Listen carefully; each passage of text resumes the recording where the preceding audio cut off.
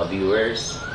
Ito nga pala yung binili nating gimbal sa punan. Yan, mag-unboxing tayo.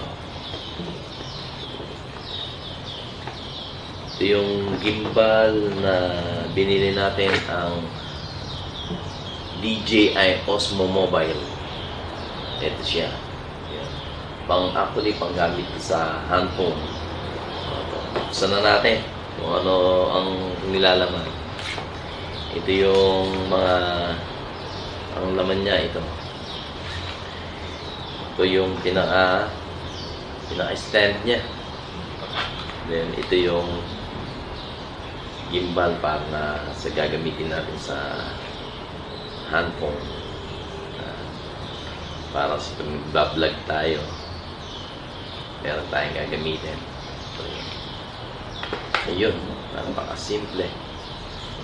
Napaka-simple. Tapos ito yung stand niya. Yan. At dito naman natin ilalagay yung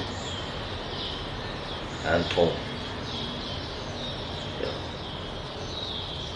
Dito kailangan i-on natin. Dito paano pag-on. Dito ang on. Ayun. Then ang remote